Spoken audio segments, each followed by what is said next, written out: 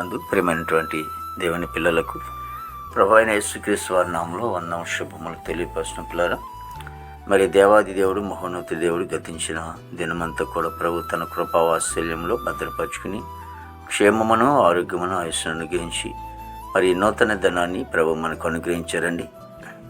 2025వ సంవత్సరంలో మరి 1వ నెల మరి 25వ దినాన్ని ప్రభు మనకు అనుగ్రహించి మరి రోజు దేవుని వాక్యము, నీవు నా పక్షమున వ్యాధ్యమాడి నాకు న్యాయమును తీర్చుచున్నావు. కీర్తన గ్రంథము 9వ కీర్తన 3వ శరణమండి. వాక్యం నమ్మదగినది, పూర్ణాంగీకరమునకు యోగ్యమైనది. పిల్లారా, మరి దేవాది దేవుని సన్నిధిలో దేవుడు మన పక్షాన ఉన్నాడు. మన పక్షాన ఉండి ఆయన మన పక్షాన వ్యాధ్యమాడి న్యాయము తీర్చుచున్నాడు. కొందరు మన పక్షాన ఉండకపోవచ్చు, న్యాయం తీర్చకపోవచ్చు. కాబట్టి దేవాది అయితే మన పక్షాన ఉన్నాడు, దిగులు పడవలసిన పని లేదు.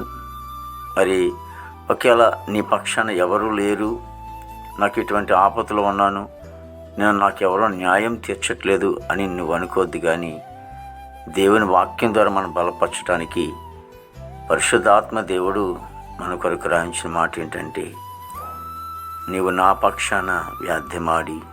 ఇశ్రాయేలు వారికి ఎంతో బాధ కలిగింది. వెనకాల శత్రువులైతే ఎర్ర సముద్రం వచ్చింది. కానీ ఆయన పిల్లలను ఆయన ఎప్పుడు కూడా విడిచిపెట్టలేదు. దేవుడు మరి ఆయన పక్షాన, ఇశ్రాయేల్ పక్షాన ఉండి మరి యుద్ధం జరిగించటం, ఆ ఎర్ర సముద్రాన్ని 2 పాయలుగా తీర్చి వారు సంతోషంగా 6 నెలల్లో ప్రయాణం చేశారు. ఈరోజు నీవు దుఃఖంలోనూ, వ్యాధంలోనూ, బాధంలో ఉంటే దేవుడు సెలవిస్తూ ఉన్నాడు. దేవుడు నీ పక్షాన్ని ఉండి న్యాయం తీరుస్తాడు, నీ పక్షాన్ని నుండి కార్యాలు జరిగిస్తాడు. నీ పక్షాన్ని నుండి నీదేదైతే మరి జరగట్లేదని అనుకుంటున్నావో అది నీ పక్షాన ఆయన న్యాయం తీర్చి నీ జీవితంలో గొప్ప కార్యములు ప్రభు అనుగ్రహిస్తాడు.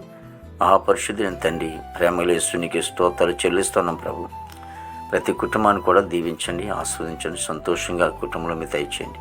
మా భారతదేశాన్ని మీరు ఆస్వాదించండి తండ్రి. నాయకుల అధికారులు మంచి వంతునంపండి. యవన బిడ్డలందరిని బట్టి ప్రార్థిస్తూ ఉన్నాం తండ్రి. అందరినీ కూడా ప్రభు చెడు వ్యసనం నుంచి ప్రభు నైనా రక్షించుకుని ప్రభా ఇగో నీ నీతి మార్గంలో వాళ్ళు నడిపించుకోండి. ప్రభా ఇదిగో తండ్రి, విదేశం ఉన్నటువంటి బిడ్డలందరూ కూడా మంచి వంతునంపండి. ప్రభా చదువుకునే బిడ్డలకు మంచి జ్ఞానం ఇచ్చి రాకపోకలు మీరు తోడు సహాయించండి తండ్రి. దేవ మా దేశ పాడి పంటనంతను కూడా మీరు ఆశ్రయించండి.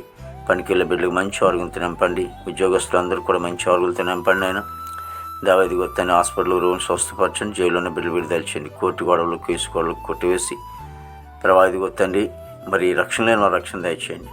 ప్రభా గృహం లేని వారు గృహం దయచేయండి. ప్రభా వివాహం లేని బిడ్డలకు వివాహాలు దయచేయండి. గర్భఫలం లేని వారికి గర్భం దయచేయండి. గర్భిణీ సుఖం డెలివరీ దయచేయండి. తల్లి బిడ్డ క్షేమం దయచేయండి ప్రభు.